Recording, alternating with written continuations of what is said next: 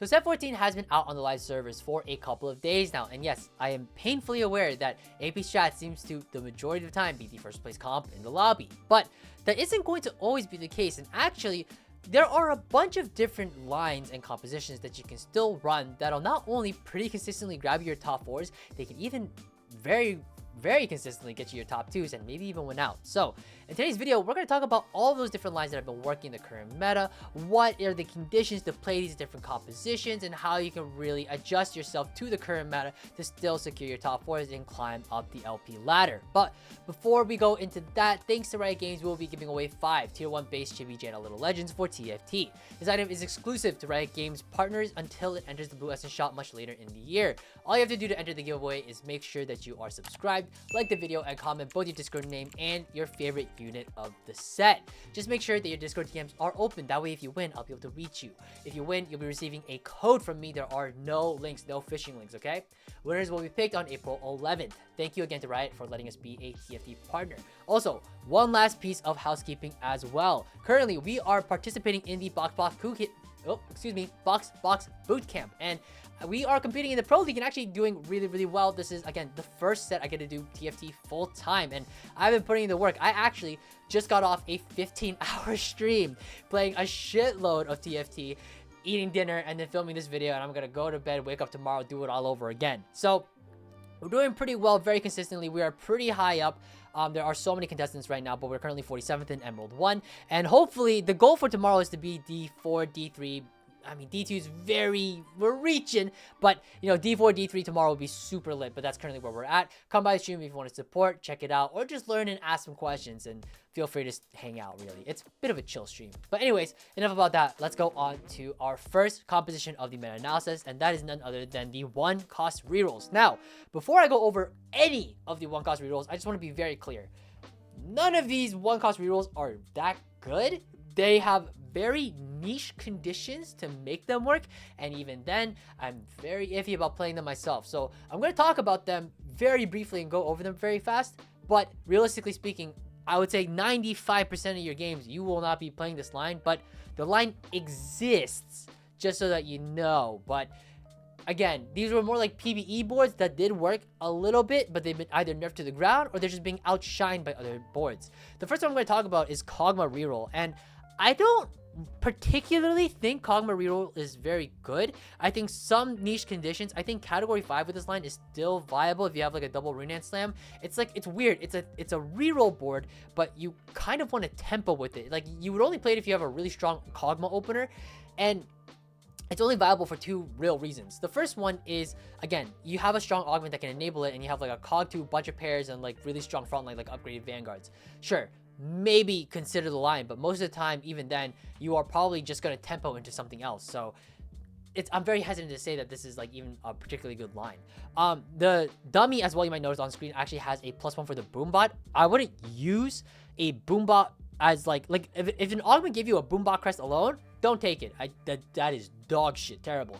But if you get a dummy from like a training golem, because it's like the training golem portal, or like you are grabbing wandering trainer and then it has a boombot buddy on it, maybe consider the line. From my understanding so far, from seeing other players play it and from other like anecdotal evidence from other people, either chatters or wherever it is, it seems like 6 boombot is like really strong for like high tempo, but then it falls off like a fucking cliff. So you just gotta make sure that, I think boombot like +1 is good on a dummy, and then you can tempo with it into kog'maw and play vertically as like a change of pace.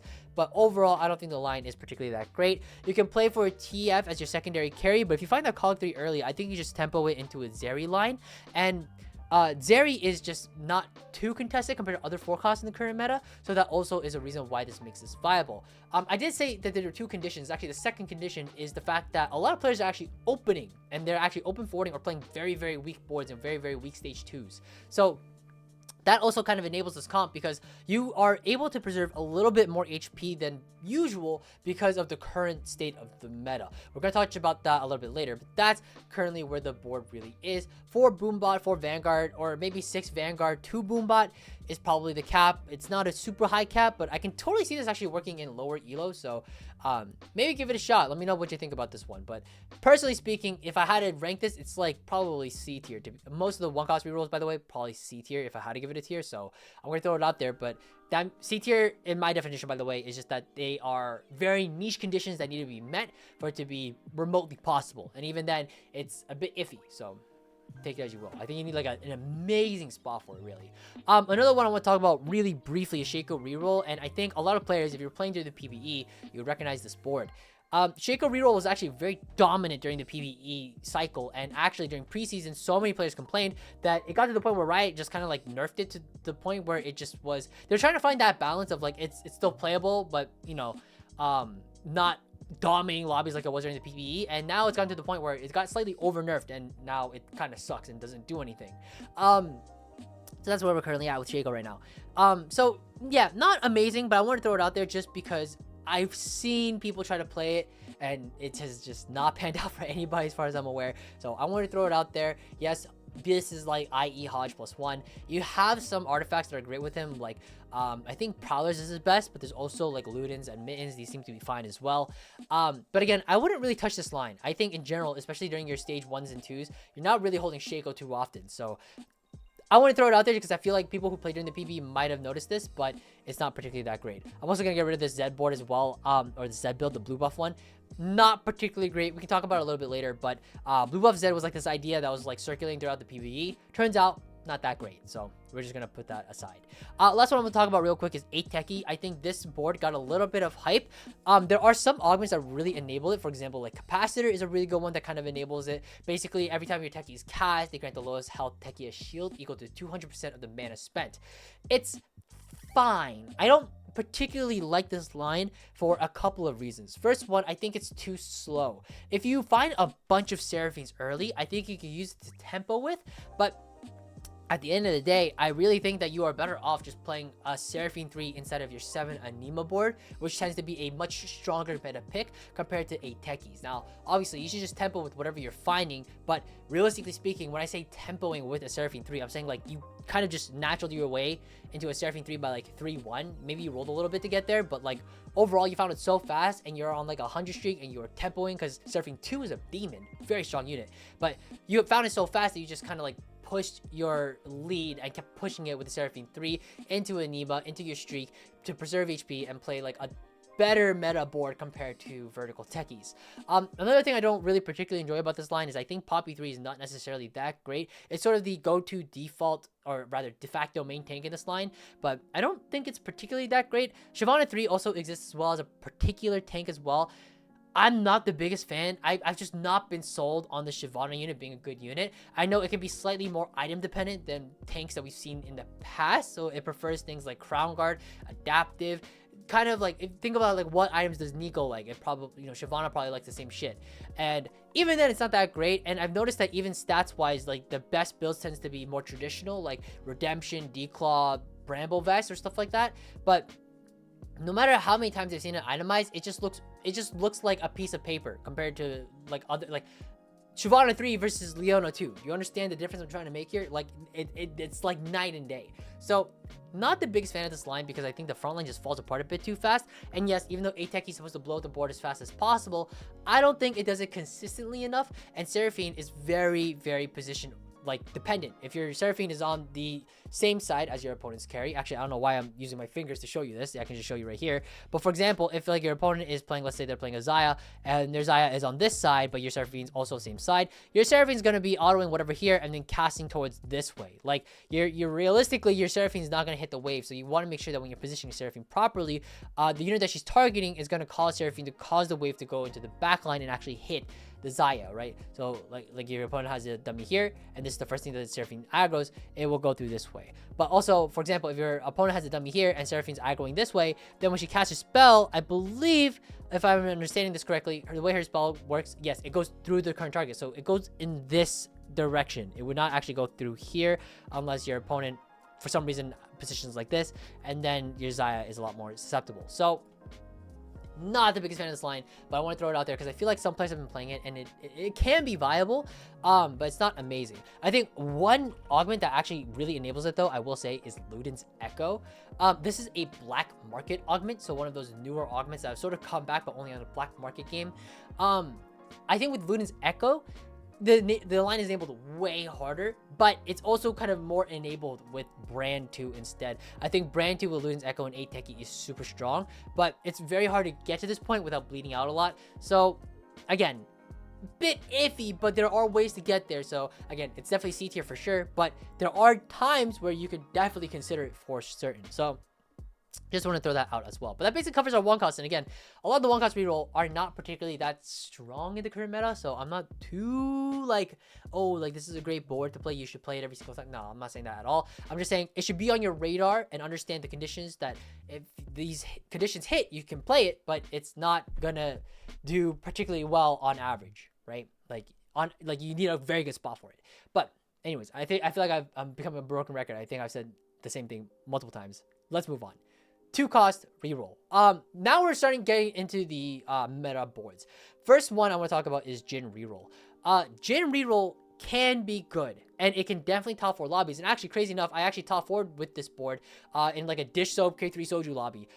So it can definitely work out and even challenge the lobbies, but you need a very good spot for it, okay? You can't just be forcing this every single time expecting it to go well. Usually, Jhin itemization, he really likes Pulse Stabilizer. It is an exotech item. So it's if you have 3 exotech in the board, you will get 1 exotech item. 5, you get 2. 7, you get 3. But regardless, in this line in particular, we have 3 exotech, and in there, yes, Pulse Stabilizer does exist and it can work. So if this is the first item that you see in, you know, when you hover over Pulse Stabilizer in your game, or sorry, if you hover over exotech in your game and it shows you the 3 items and it's the first one on the left, you can consider this line a bit more. I think you don't need it necessarily, because usually his itemization without it would look something like this. It's usually he has built-in Sunder, so you wouldn't really go Last Whisper.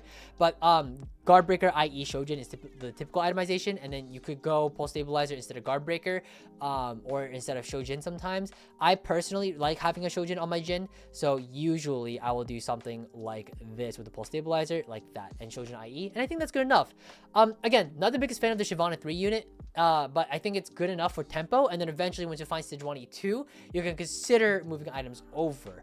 Renekton is sort of the big cap of this board. If you can eventually get to Renekton after hitting your Jhin 3, Shyvana 3, and you find Renekton, who is surprisingly not very popular amongst the 5 costs currently in the meta, despite the fact that he's actually pretty good, you can definitely cap out pretty hard.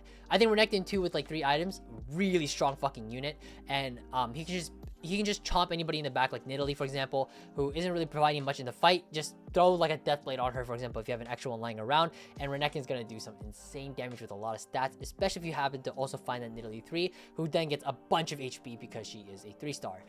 Again, I would put this around B tier. I wouldn't necessarily say it's like incredible, but from the right spots, you can definitely perform well with it. I will say, if you fall behind tempo though, count your days, because it's not going to be great. You might notice as well, Elise 3 is also in here on the board. I think Elise 3 is very strong. Definitely a fantastic unit. She is not very particular about the items that she has. Could be Shojin, could be Blue Buff, could be Nashers, could be Rabadons, could be JG. It does not matter. I particularly like Shojin, Morello, and Rabadons. You'll see this item combination a lot. This is kind of like my default for any AP carry, really just anywhere across the board, but overall, I think this is fine. Elise 3 is fantastic and super strong, but you're not going to get it every single time. Last thing to note, the T-Hex. This will transform after 200 stacks of Chrome.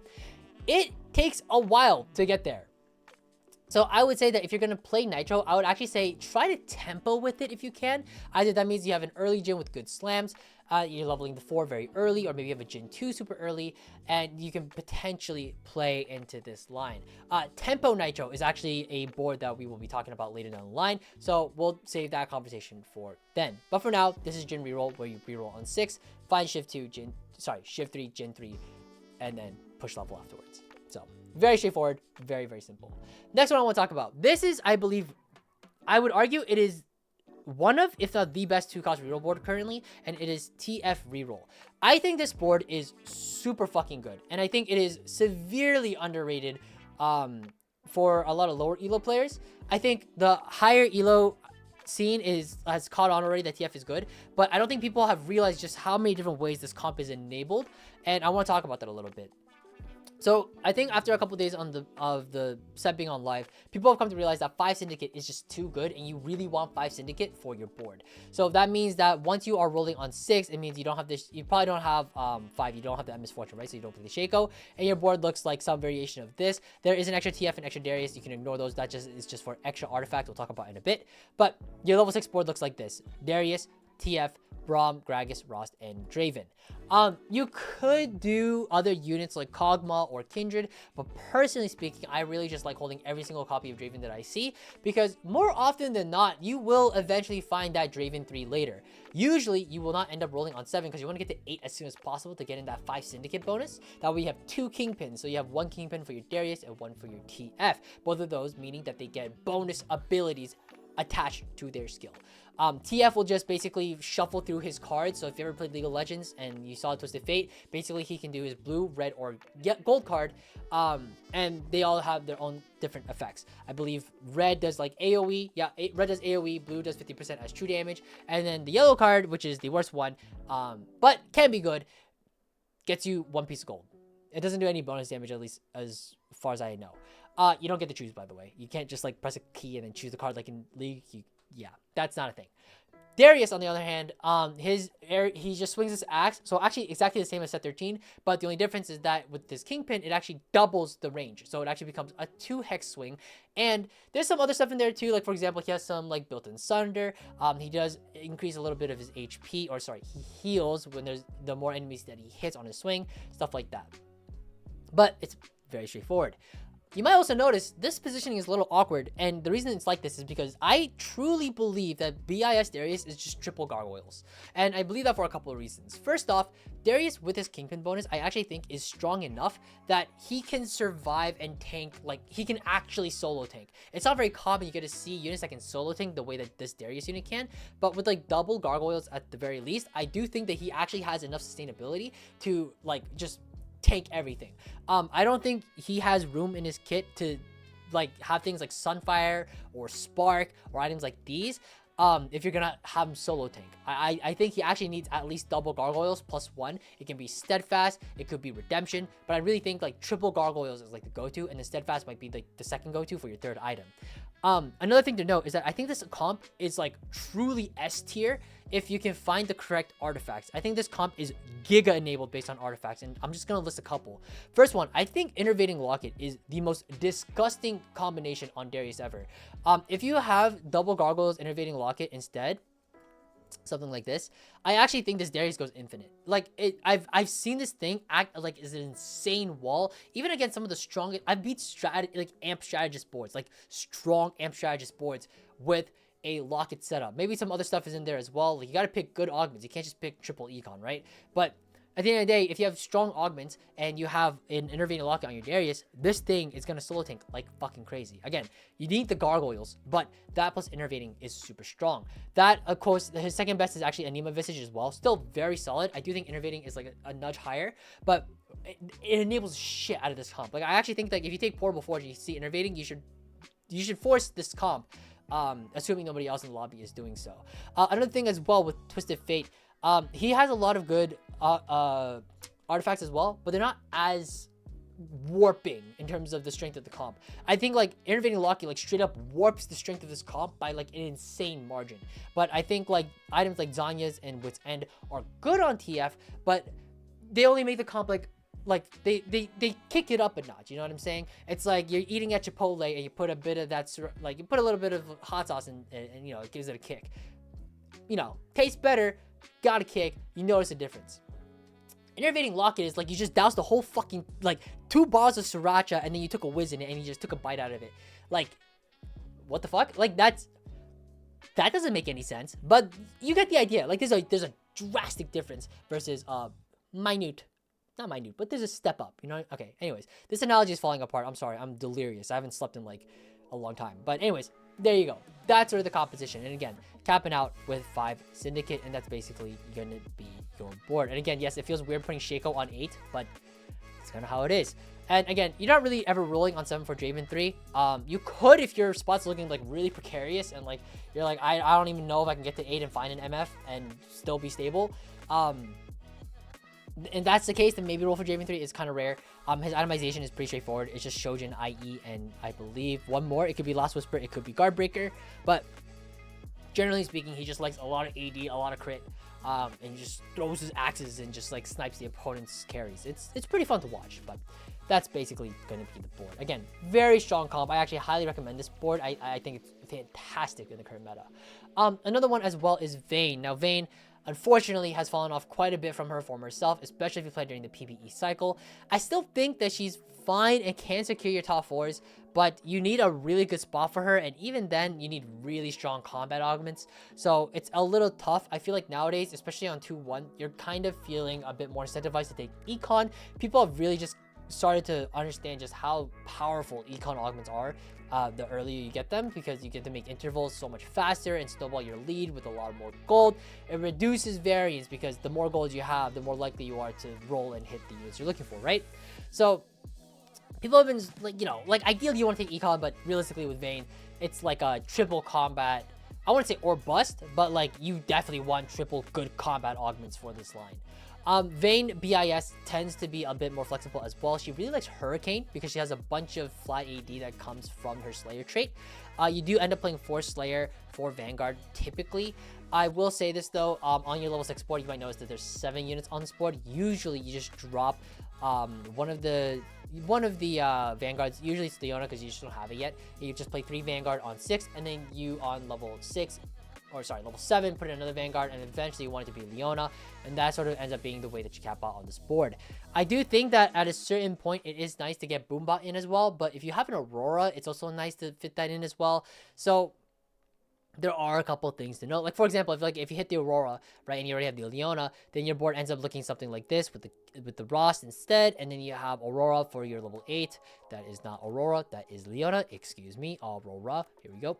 There we go. And it could be something like this, and that could like be your cap out as well. I do think that the Skarner 3 unit is pretty tanky. Does need 3 good tank items. Can't, again, Sunfire or like Spark for whatever reason. You should not have Spark in his line, but you had Spark for whatever reason.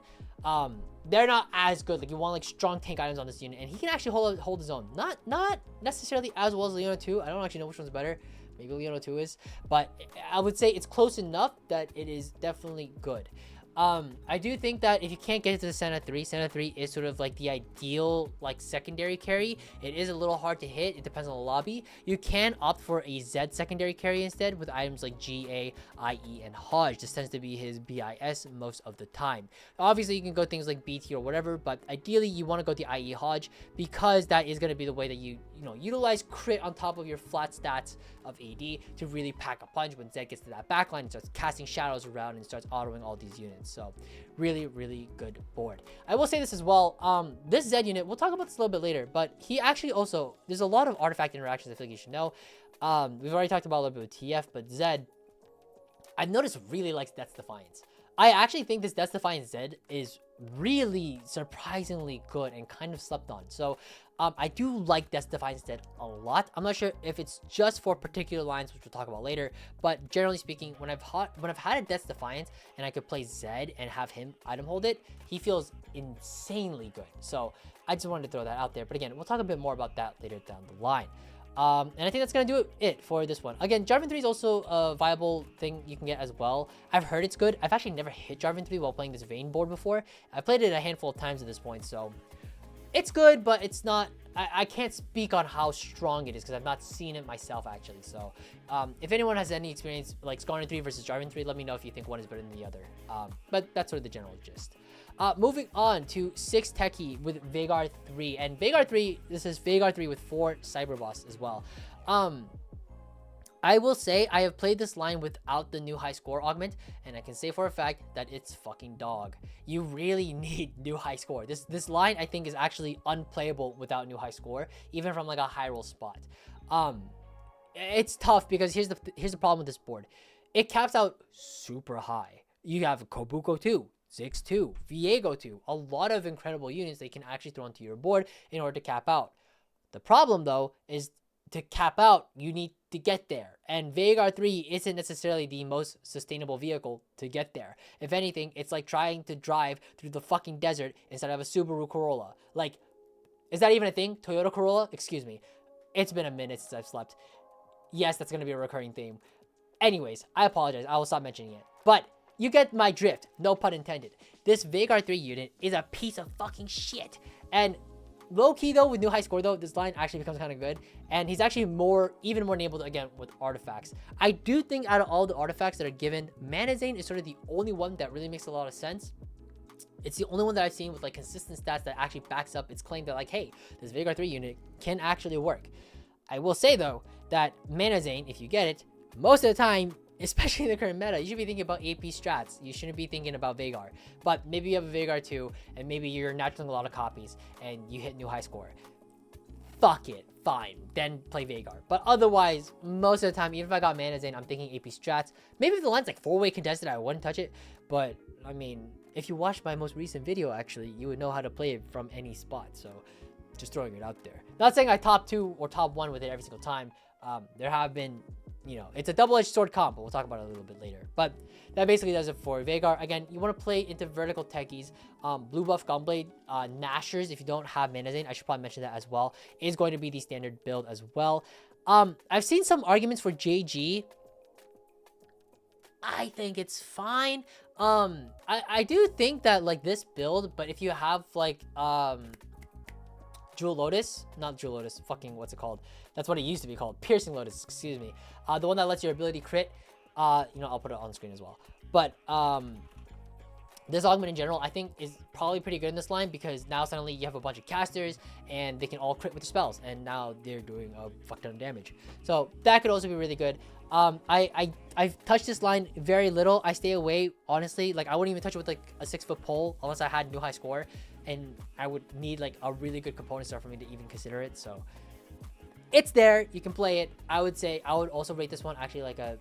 It's weird. I would rate it a C tier, maybe even D tier without new high score. But with new high score, it becomes, like, low A tier. So, yeah. It's, like, it's within there. So, I actually don't think it's, like, necessarily bad. I just think it has a lot of strict conditions in order to play it properly. Obviously, the cap out is going to eventually be 4 cyber boss. As soon as you hit 4 cyber boss, you want to put it in as soon as possible. I'm not sure if you want to tech out of 6 techies necessarily. You're going to have to figure that out on your own because I don't touch this line very often. But I know T-Lights has played it a lot and he is actually climbing like crazy. So he was actually rank 1 NA like I think yesterday or 2 days ago. So I know he knows the sauce to make this shit work. So if you want to check his VODs, try to learn it. It's TLEYDS on Twitch. You'll be able to find it. All right, but moving on. That's gonna do it for the 2-cost rerolls, and let's go on to our 3-cost rerolls. The first one I want to talk about is Fiddlesticks. This line can be good. I want to say that again. It can be good. Usually not good, but can be good. You're gonna notice there's a lot of lines that are like this, and it's kind of interesting because you have to hit some certain conditions, and if you hit them, this unit goes crazy. But if you don't hit them, then what the fuck, right? Spirit Link is one of those augments that really does enable this comp and actually pushes it up a notch. Again, remember, it's like you're eating at Chipotle. You put a little bit of sriracha in there. God bless you. It tastes a little bit better. You notice a kick. Cooking Pot is really interesting. And this is purely anecdotal. I've yet to have a chance to really talk about this with anybody that I study with. But I have noticed some really disturbing Cooking Pot games. And what I mean by this is I have seen Mundo 2 on stage 5 with 8,000 HP. Let me say that again. Mundo 2, not a 3-star. Mundo 2 with 8,000 HP. His health bar is black, and it's stage 5. Like stage 5 is the beginning of late game. Like, I'm like, God bless, I just found my Leona 2, Zaya 2. Oh my god, let me scout the lobby real quick. And holy fucking shit, that's a big-ass Oni mask staring me down. Like, this isn't Japan, it's TFT. Like, what the fuck's going on? It's and I'm like, I thought it was Mundo 3. It's actually the most insane shit I've ever seen. Turns out that if you Cooking Pot and feed the shit out of Mundo, this unit grows and grows and grows. And I believe it's because of his passive. And his passive is he gains 30% more max HP from all sources. If you can get 2 spats and feed this guy perma every single round, he gains so much HP. And if you're wondering like why his passive like interacts the way that it does, it's because Cooking Pot, in case you did not know, this augment, At the start of each turn, all units holding a frying pan or spat grant the nearest champion 40 permanent health. Mundo gets 30% extra, so instead of 40, he gets 52. If you can get 2 spats, he gets 104 HP per round. And then he gets bonus HP percentage based on his trait, Bruiser. So you can see how that scales like fucking crazy. It's really insane how big this Mundo gets, and it can give you Mundo too. If you find an early Mordekaiser and you have the cooking pot, feed the Mordekaiser instead. I'm telling you right now, feed the Mordekaiser instead. Mundo's fun to watch, but Mordekaiser is the secret sauce. If you can feed the Mordekaiser instead, and he just grows and grows and grows the whole game, especially with 2 spats, that thing's a fucking menace. It's a menace. It is disgusting. You don't need 3 stars. 2 stars is enough, and you're just gonna win lobbies because it gets so. And if you hit it 3 stars, by the way, because you're rerolling on 7, you've hit both. God bless. You can win the game. I'm not even joking. And it's like you can win the game, and it's not even close to win the game. Another augment as well that really enables this as well, obviously, Ascension. You want this comp to basically drain tank the shit out of everybody, and you win out. Another thing as well, Fiddlesticks loves, again, his artifacts. These artifacts, there's so many different conditions, but they really enable these different comps. For Boombot, by the way, is a really big breakpoint. We'll talk about that a little bit in just a sec. But Fiddlesticks, if you can get this setup going, you need double Archangels for sure. Non-negotiable with double Archangels. Last item, a lot of people theorize with BT. Turns out you want even more damage. JG is his best 3rd item. But obviously the artifacts exist, and Sniper's Focus. Hallelujah, baby. Sniper's Focus. Sniper's Focus Fiddlesticks with double Archangels is disgusting. It is so gross. It is so gross. It does so much damage, and it has built-in shred as well. And he will just drain tank and sucky the shit out of everybody. It's like that one chick, I forget her name, but anyways, I'm not gonna go there. Another thing I want to know about this comp, because again, I apologize, a little delirious. The Bruiser emblem, nice to have, not necessary.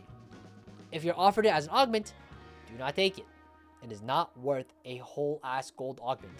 Not even close. I don't understand how they can even justify that being a viable. It's not. You cannot do it. So if you get offered Bruiser emblem, that doesn't mean you're playing Fiddlesticks, okay? If you're offered Cooking Pot 2-1, now we're fucking talking. But I digress. You get the idea. This is sort of the line, and obviously it's Fiddle 3 and Mordekaiser 3 is sort of what you're rolling for, and ideally you want to eventually find that Cog and that Urgot to eventually cap out with 4 Boombot. 4 Boombot is sort of like that big boom. Like that's when you really, the 5 big booms, the Costco guys. So yeah, that might be a little too brain rot for some of y'all. I apologize, but I think that's enough about that. Next one. Oh, this is my favorite. If you've been watching my stream recently, this is my favorite. Vanguard Varus reroll. I love this line, and it's crazy because I didn't love this line 2 days ago. I literally watched Pokkygone played it, and Pocky actually took some time to explain his thought process and how he approaches this line. And ever since I watched his explanation, oh baby, this line is pretty fun. I love this line. It's so cool because there's so many different ways you can play the line. And I think it's flexible enough that I enjoy it, but it's not too flexible that I get dizzy all the time and I shit myself and go 8th. So let's talk about it. First off, Vanguard items is BT Hodge Titans. It's kind of non-negotiable. I've seen other itemizations as well, like Double Titans BT. He really likes Hodge, but he also likes the sustainability from BT, and then he likes the stats from getting beefier with Titans because he does get attacked from every single angle, right? So he's great. I would say that this is like a non-negotiable build. You kind of have to do this every single time. Another thing as well is Varus. I think Varus 3 is really great and actually does a lot of damage and pumps a lot as a 3-cost 3-star. Shojin Morello Rabadons is super fucking fantastic. He just kind of stuns a lot of shit, and then it deals a shitload of damage. So there's kind of 2 ways you can really approach it. I think Varus ideally wants Shojin Morello Rabadons because he can debuff shit while he's stunning them, but I've seen some people build Nashers and Shojin and just try to get this guy to cast as much as possible. I think that's fine. I don't think he'll cast enough to really be I think his damage is enough to justify putting damage items than trying to just make him a CC bot. So cool unit, but I don't think you should build Nashers on him unless you don't have a Shojin, you don't know what else to do. So I think it's fine, but that's sort of the itemization. I think Vex is not a unit you ever really itemize anymore. The downfall of Vex needs to be studied because it was a fantastic unit during the PvE, and now it just feels so lackluster compared to everything else. So that's sort of what we are seeing. The standard variation is the bottom board over here. So I will just drag this down a little bit. We'll talk about the top. I should have dragged this down a little bit sooner. I apologize. But the standard variation is going to look something like this. You're going to roll on 7, find your Vanguard 3, your Varus 3. Usually it's 4-1, you hit Vanguard 2, Varus 2 is the standard tempo, and then you slow roll on 50, find your units, yada yada yada. You get the idea, and then eventually you find Vanguard 3, Varus 3, and you win out. This board is super strong and can actually scam a lot of AP strategist lines. I still haven't really figured out the most optimal positioning just yet when it comes to trying to snipe away your opponent's Annie, but it is still very, very strong. And once I figure that out, it's fucking over for you bitches. Because I've definitely won against some very highly capped out, like, AP strat boards playing executioners. Because sometimes you just scam it out. Another thing to note, though, is that despite this being the main variation, I want to point out a very important unit. And that is Neeko. Neeko in the current meta is so... it's like 4 cost... It's like Elise back in set 13. I don't know if you remember the very beginning when Black Rose was like the main meta, but everybody and their mother wanted an Elise. And Neeko is sort of the new girl on the block, and suddenly everybody wants a piece of that. Weird. Apologies. But anyways, everybody wants Neeko on their board. For Strategists, for Street Demon, for AP Strats, you get the idea. So it's hard. You can never really find this Neeko unit, especially because you're rolling on 7. So there's another variation of this board that I really enjoy, which is this one at the top here. Ignore the itemizations for now, but this is like a Rost, Jarvan, and Zed variation instead, which I fucking love. So the way that it works is like this. When you are rolling on 7, your odds are just high enough that you can occasionally find copies of 4 costs. Obviously, the more 4 costs taken out of the pool, the less likely you are to find it. So with this variation, Zed is not the most contested unit. He's good, and he can be found on a lot of boards, but he's not contested as much as Neeko, is probably the easiest way to think about it. And with that being said, when you're rolling on 7, it's not too uncommon to find a Zed. And if you find Zed, but you don't find Neeko, you could play this variation instead. It's probably slightly weaker, but it's also doesn't grief you of Street Demon. In case you didn't realize, we don't have Street Demon activated on this top variation. And I actually like this. I personally find this one way more satisfying because the way that, especially if you find the Graves 3 as well. Excuse me. Doing a butter pasta. Graves 3, Vanguard, that's disgusting. I'm so sorry. Graves 3, Vanguard 3, and Zed 2 have this really cool interaction of they kind of just like bounce around, zip around, and just fucking snag shit, hit shit, and tap shit, whatever. You get the idea. And it's so satisfying to watch, but it's also really cool because you'd be surprised at how often you kind of just randomly find yourself with like a Z2. The reason being is that so many like standard lines are pretty popular nowadays, Zaya being one of them, Annie Strats being another, right? So a lot of 4 costs get taken out of the pool, and when you're rolling on 7 and you do hit a 4 cost, it occasionally is Zed. So like you sometimes on 7 just do find Z2 sometimes. And I think if you find Z2, you can definitely play it on your board. Again, if you don't have the Neeko one at all, I think this is totally fine as well. But if you do find that Vex though, usually you don't end up playing it because what ends up happening is that, in case you didn't realize, you don't really have the space for it on your board. You're better off just playing Street Demon instead. Some other filler units to keep in mind as well, just so we're on the same topic, is Alistar and Mundo. This gives Golden Ox instead of the Jarvan, and Mundo as well gives that Street Demon in case you can't find that Neeko. So these exist as well. You should keep those in mind, but generally speaking, this is sort of the 2 variations I think are very fun and very popular. Or this top one I actually think is not very popular, but I think it should be. I think more people should be more open to this variation when they're playing Vanguard. It's usually one of the 2. Last thing to note is the itemizations. Again, we talked about Vanguard, we talked about Varus. Again, Vanguard loves his artifacts, and Zed actually loves his artifacts. Death Defiance we talked about briefly already. Again, I think Death Defiance Zed is really good. It feels very good. And then Rengar, I think he really likes Prowlers for sure, and his interaction is really cool to watch where he like Prowlers and jumps and then he fucking zips around because of his claw, right? Spectral Cutlass is good as well because basically this lets you just assassinate somebody like basically at the very beginning of the game, which is super cool. And then Silvermere Dawn is it's sort of a Pandora's box. Stats supported. It actually really likes Silvermere's. Never seen it. I had an opportunity to try it today, but I bitched out. So I keep blaming me in the bootcamp. Come on now. But if you get a chance to try it, let me know. I can see why theoretically it could work. I'm not sold. I need like video evidence, but I don't want to risk my LP for it. Sorry. So if someone tries it out, let me know how it feels. I believe the build with Silvermere is, I believe it's BT. It might be Hodge Titans. I think you get enough. I don't know. It might be look at the stats. I think it's BT Titans or Hodge Titans, one of the two. I don't think it's double healing plus that. So try it out. Let me know what you think. I think it's super fun. Oh, sorry. Last thing to note is Urgot. Sometimes you get to a point where like if you have a lot of items in the portal, you have your Graves 3 itemized, usually with TG, Varus itemized, and then you have an Urgot that you need to still itemize. Things like Ginsu's, things like Runans, things like Deathblade, Guardbreaker. These are all really good. He can actually utilize basically anything you throw at him. So you're going to have a good time no matter what you do with Urgot. So very cool line. But anyways, that's going to do it for the 3-cost rerolls. Let's talk about the level 8 boards and AP strats, everybody's favorite. Oh my god. I will not go too deep into this one. And the reason is this. One, I made a whole fucking 17-18 minute dissertation talking about this board and how to play the open fort variation. It's literally the most recent video, so if you want to go watch that after this one, I highly recommend it. I won't go too deep into this, but basically, you play for a giga lose streak, and then you try to roll down really hard on 4-1 or 4-2 and get all of your units. Usually, you're rolling on 4-1, maybe even earlier sometimes, and that's just because you got to hit the 82 on your level 8 roll down. I've seen so many players not prioritize digging deep enough to find 82 on level 8. I think you genuinely need to find 82 on 8, or you are actually just trolling. I don't know how else to say that. Like, I'm not even kidding that I think it's actually integral, because I think without it, you cannot stabilize hard enough with any one. Like, you need 82. And unless you have like a Viego 2 or a Kabuko 2, you need 82. Like, it's non-negotiable. You've been collecting tiers the whole game because that's the major game plan. You got triple Bis Annie and maybe one item for your Ziggs because you had some extra components lying around. It's always 82.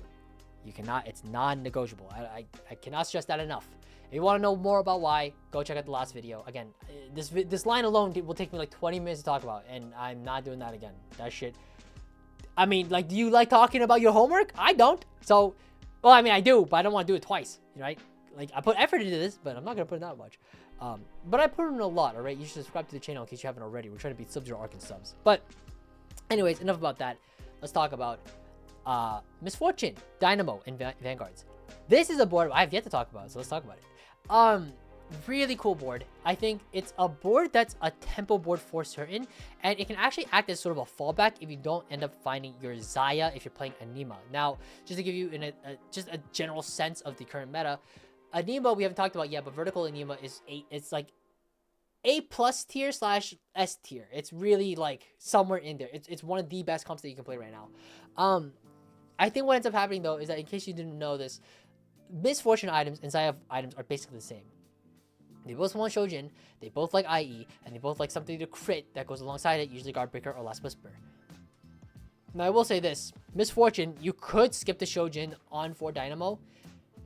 Me personally, I'm a little bitch, and I just prefer having the Shojin anyways, but you could, I think with 4 Dynamo, you actually can opt out of the Shojin, but I'm not the biggest fan of it. I will say this comp actually gets super enabled by Collector on Misfortune. So instead of Guardbreaker here, you could do Shojin, IE, and Collector. And I've noticed this unit does a bunch of fucking damage.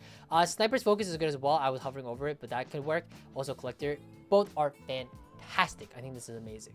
The only problem with this line, and I will say this is, again, one, it caps lower than the Zaya board. I think the 7 Anima Zaya board is definitely stronger for sure, and we'll go over it later. But also, it's, I think this is a tempo board. I think, again, it's like you were tempoing going into stage 4, and you are doing your roll down, and it's like, as you're rolling down, you're looking for Zaya, but you find, like, MF2 and an Aurora. Like, you don't need Aurora, but like you find MF2 and like an Aurora super fast, right? It could be Jhin instead while you're still trying to find your 4th Dynamo. But if you find like Misfortune 2 and Leona 2, stop. You are done. Don't roll deeper for, oh, but I'm on Zaya pair. I mean, if you're Zaya pair, then you hold it. But like, oh, I'm on Zaya pair and I'm almost there. Just play the Misfortune 2. It's chill. Play the Misfortune 2 for a couple rounds, maybe for a whole stage. Switch it out for the Zaya if you eventually find a Zaya 2, which is fucking impossible. But I think 4 Dynamo for Vanguard is super solid. I actually don't think like there's anything wrong with playing this line, and I think it's one of the most consistent lines to play from ahead, because you will definitely not win out with this line. Maybe with Aurora 2 and like some other stuff in your board and you get a cap out higher, sure, potentially. But overall, realistically speaking, I think this board is super solid for your level 8 going into 9 ticket. I will say this as well, this board actually contains syndicate in as well. I'm a little conflicted. I've seen people play 3 syndicate and then they play like 2 dynamo instead, and they have like an open slot. I've seen people do like 4 dynamo instead and they just drop the syndicate as well. I personally think 4 dynamo is better. I don't think 3 syndicate is like super necessary, but you totally could do it as well, and I don't think there's anything wrong with it.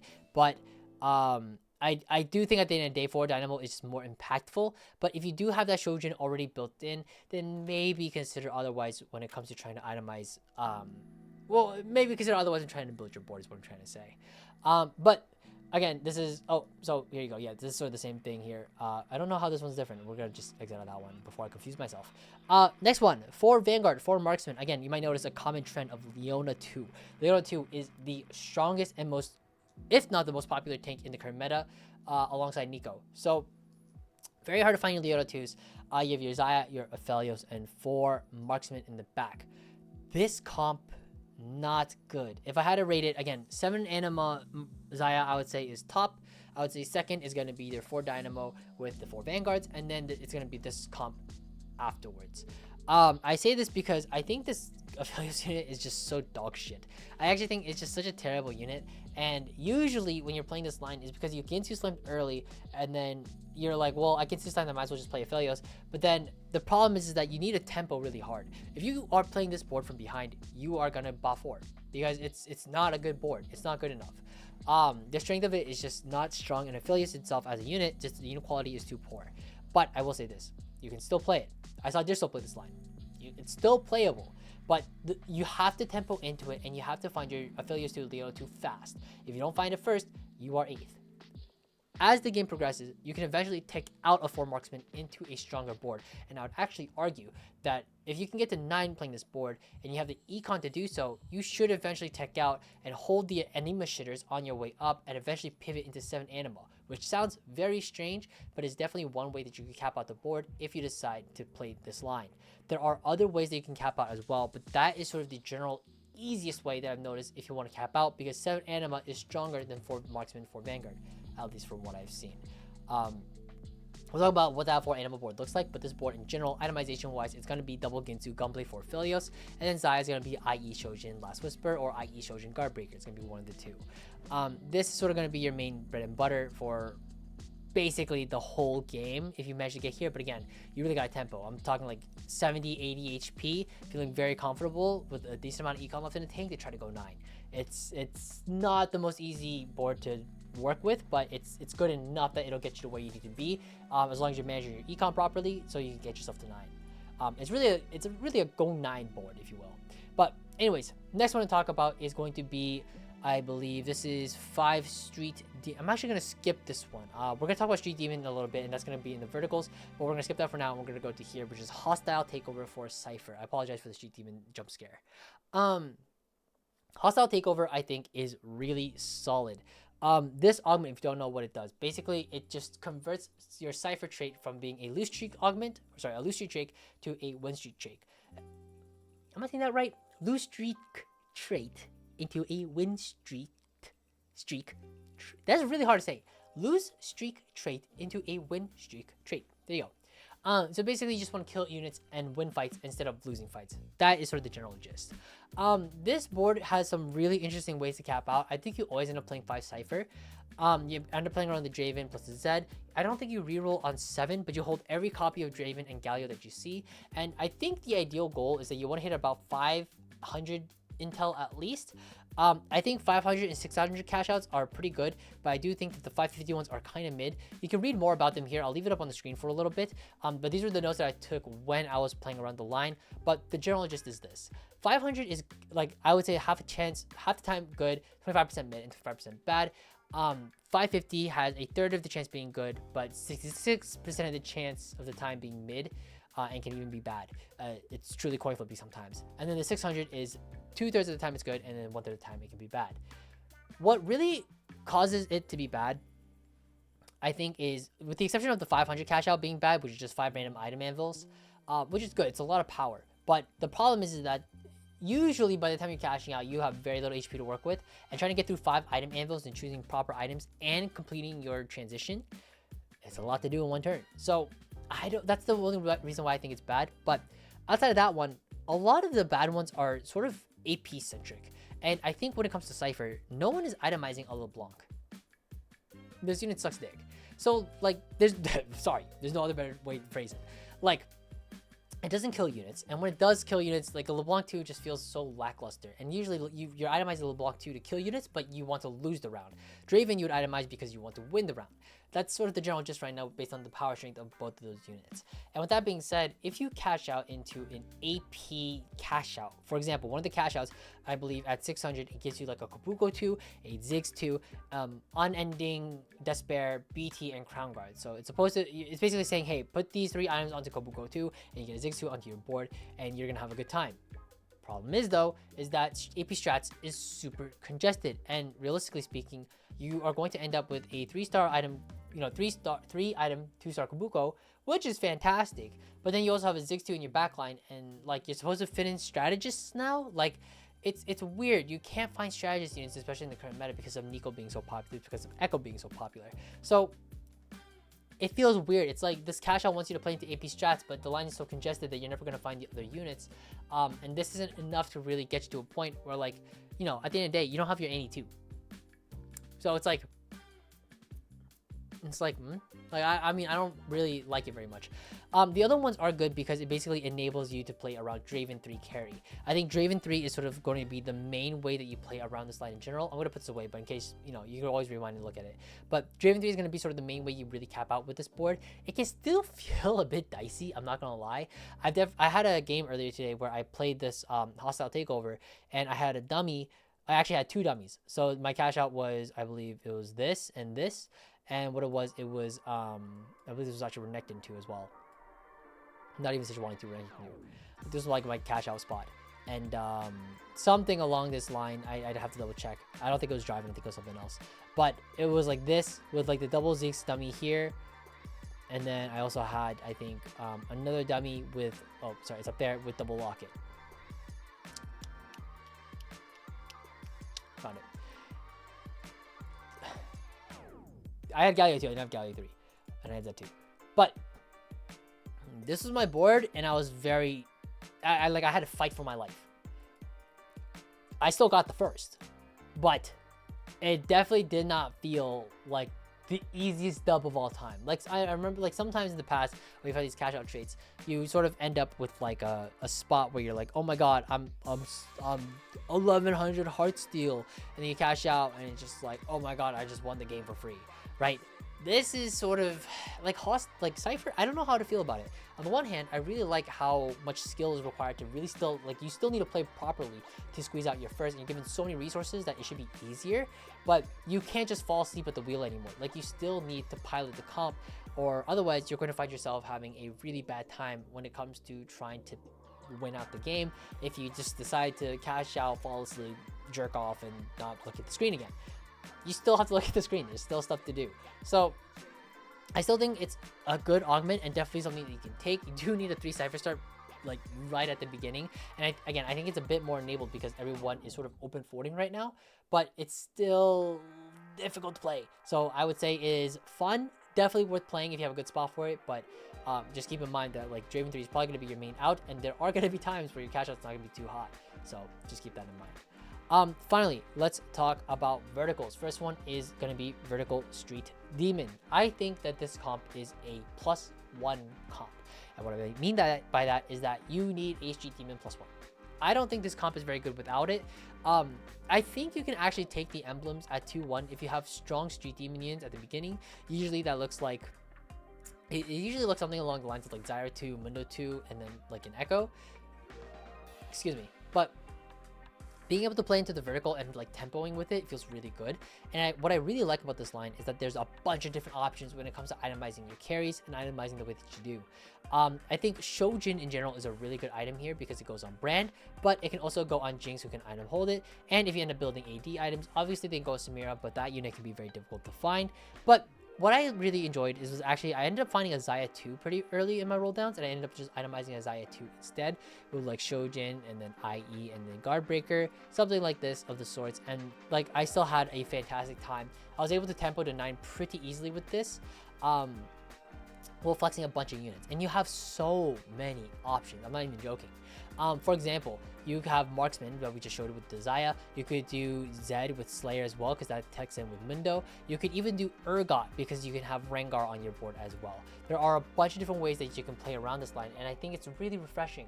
At the end of the day, you also have Techie as well, right, with Desire and the Brand. Obviously, the most standard way of doing this is, I think, Shojin Guardbreaker into Brand. And then if you realize you find Brand 2 pretty fast, then you can get that third, like, JG on him. I really think that this line really likes Shojin Guardbreaker as like items, and then you can flex around whatever carry you want to play around, because these items feel really good on a bunch of different units throughout the early and mid game, while still giving you enough flexibility in the late game to really itemize your carries properly. So I think this line is fucking fantastic. Again, I want to just highlight a little bit. Again, these are all like the different flex units that you can play around. You can have Ziggs because you have Strategists in there with, I believe, Echo and Neeko. Again, really hard to find these units, but if you do find them, congratulations, you can flex them in. Kobuko is obviously really great as well. He gets the Cyber Boss with Ziggs. That makes a lot of sense. Bruiser with Mundo. Cho'Gath is in here as well. I don't think the Cho'Gath unit is very good though. I think I would actually just disregard it. Urgot's fine. Xayah is fine. Viego is also the best 5 cost in the game, or one of the best 5 costs in the game. Really fucking solid as well. And again, if you find that Samira early, you could also just play around the Samira with 7 Street. I don't think it's enough to go 9. I think you'd need like Samira 1 plus Brand 2 or something else to help enable Samira to get there and clean up the board. But still fucking fantastic line. A lot of different ways you can play this one. I think it's pretty self-explanatory. A lot of different ways to flex. But if you have any questions, feel free to leave them in the comments. Next one I want to talk about is Vertical Divinicorp with Zed. I think this line's kind of not what it used to be. Which makes me sad. I was actually really excited for this board to go on live, and this was going to be my main default board, but it just doesn't do it for me, man.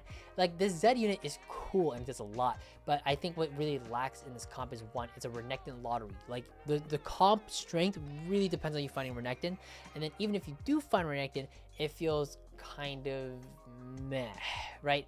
Like, Renekton 1 is cool, Zed 2 is cool, Vex 2 not cool. This unit is terrible, and you're expecting me to 3-item this guy? Not very great. The board itself is pretty self-explanatory. You end up playing the Renekton. You could play Sejuani as well as like a main tank. Gragas fits well with Mundo, who has a Slayer for Zed. You play 4 Slayer because you do want that AD bonus coming in from the 4 Slayer trait. But with that being said, I just don't find this board particularly stable enough for me to want to play it. I think people were playing it on day 1 of the set being live, but I think people were quick to realize that this board just is a shadow of its former self. It just isn't really what it used to be. Next one we can quickly talk about this is 8 Techie. This is like 8 Techie Fast 9, let's be clear. So first off, you wouldn't play this unless you had a +1, and the only reason it's even viable at all is because this Veigar 2 unit can put in a lot of work, but I feel like I've seen this less and less pop up, and I think the big reason is because its Viego is required on your level 8 to make sure you get 8 Techie in and actually feel like it's doing something. I think the problem with this is that, yeah, 8 Techie with Brand 2 does a lot of fucking damage, but the problem is that if you can't eventually find that Viego, which it's very hard because Strat Amp is so popular, you're gonna have a hard time. Also, the Kobuko unit, also really kind of integral in the line, but again, very difficult to find. So I am not the biggest fan of it, but I wanted to shout it out because, again, I think this Veigar 2 unit can put in a lot of work, and you can definitely tempo into this for sure. But trying to tempo into this, you gotta get to 9, and you gotta find that Viego 2 before everybody else. It's gonna be a hard time, so just want to throw it out there. Lastly, I believe, second to last, we have 7 Anima, and we've talked about this extensively in other boards as well, but let's talk about it and briefly cover any tidbits that we are missing. This is going to be your standard board as well. It's Xayah with Jhin for Aurora as well. Jhin gives the Dynamo bonus for Aurora. That's why you don't see Aphelios. I also, again, I'm a pretty big Aphelios hater. I just don't think this unit is very good.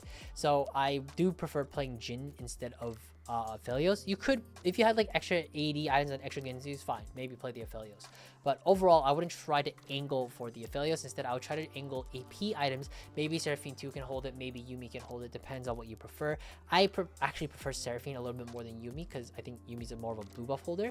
But I do think that Seraphine eventually just holds all the EP items and then eventually transfer them to Aurora, who's going to do a lot more and be your secondary carry. Leona's going to be your primary tank for obvious reasons. Again, very difficult to find her as a 2-star because this line and Leona in general is very congested and very contested. But I do think that it's still possible that if you find Leona 2 and Xayah 2 on your like level 8 boards, you will have a very good time. Aurora as well, I want to just point this out. A lot of people thought that her best in slot was going to be like Shojin +2, something along the lines of like this. It's actually incorrect. I would actually argue that her best in slot is just triple damage. Morello is nice because it just gives you that she hits so many units. Like Morello is good, but you could go like JG Guardbreaker Rabadons. Totally acceptable, and you could just move your Morello to Seraphine if you truly wanted to. I think this is actually fine, and I think that in terms of max cap, this might actually be it. I actually do think that this is probably the strongest way that you can build Aurora, because she'll cast once and just obliterate shit. Like her damage isn't like enough to solo carry, but it's definitely more than plenty when it comes to dual carry, especially if she's 2-star. She's actually obliterating a lot of units, so really great unit, and I think it's really strong to play. But you do need to make sure that if you are playing around Aurora, that you are going triple damage. You're not building a Shojin on this unit. Other than that, it's a pretty straightforward board. If you do get the +1, I think the most common I've seen is Viego, just because this unit is so good. He has like the debuff on everybody, gets a bit tanky with the anima spat as well, and I think it's perfectly fine.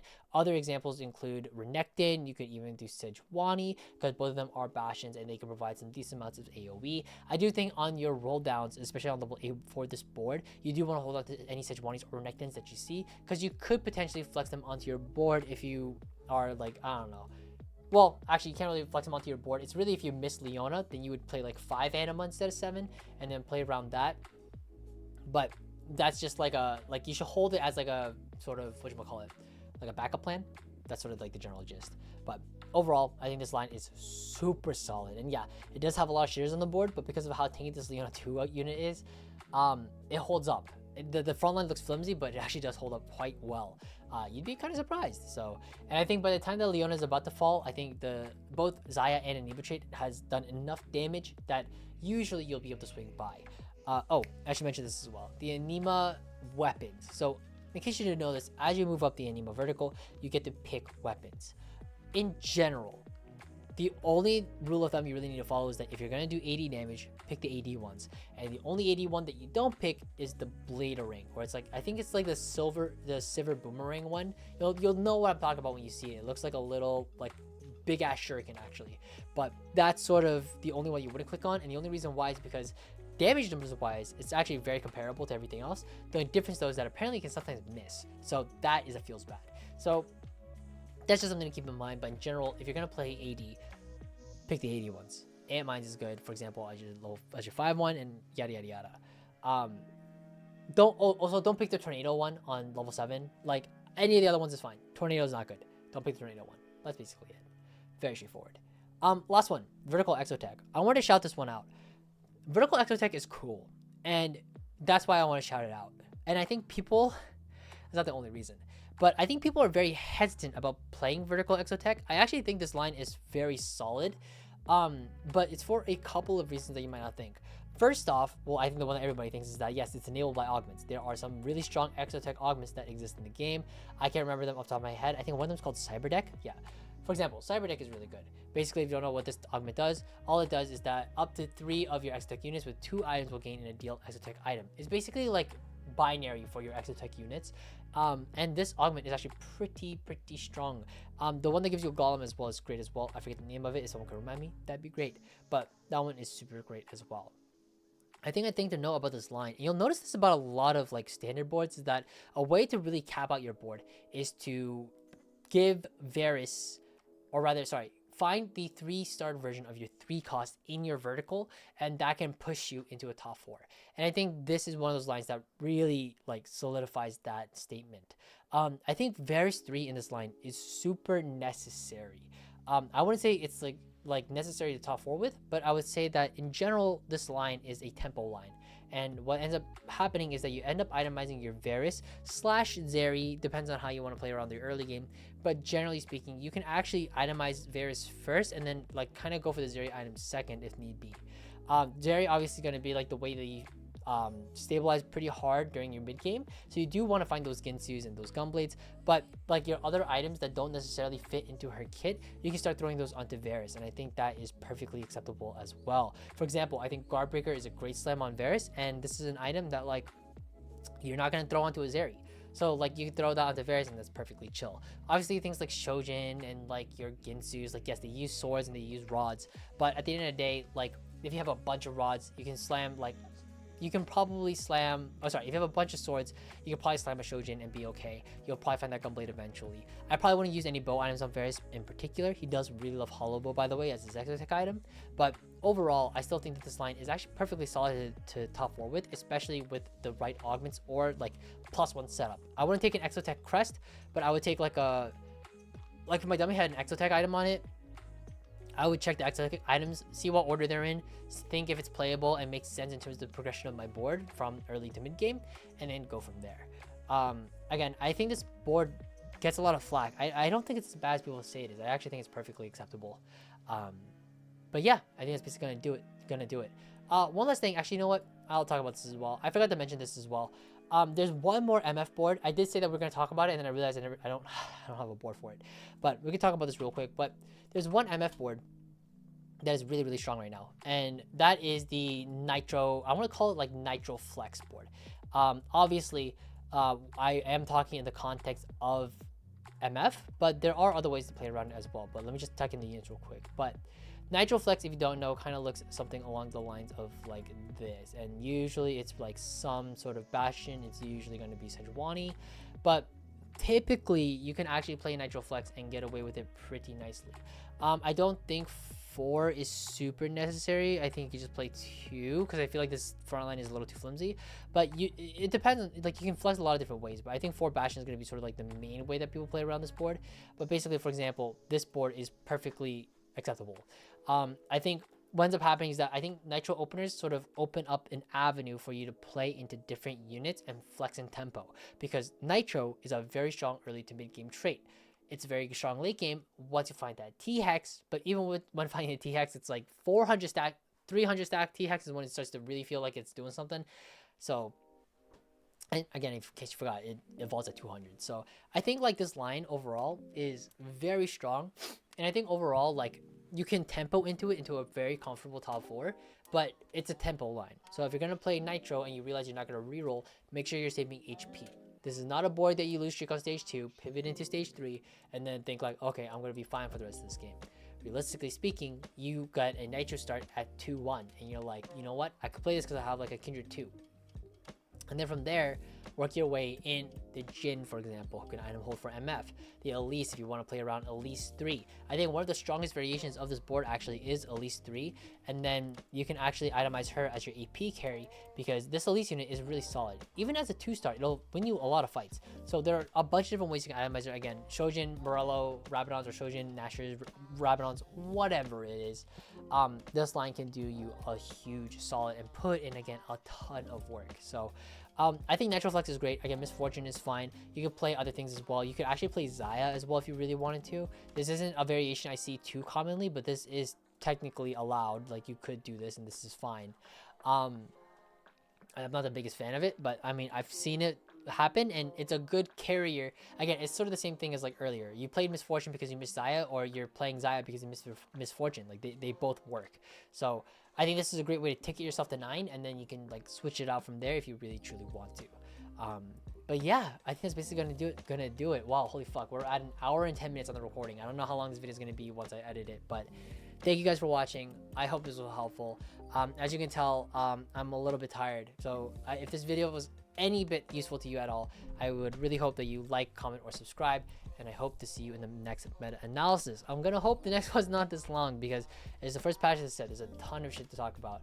Oh my god, I can feel my eyes are not wanting to open, so I'm going to quickly throw this into DaVinci Resolve, throw some background music into it, and then upload it onto YouTube for you guys. So I'll talk to you then. But again, if you enjoyed it, please subscribe, like the video, comment your shit. You know the drill. Again, we're trying to be Sub-Zero Arc and subs, so that's gonna do it. But take care, guys, and happy climbing.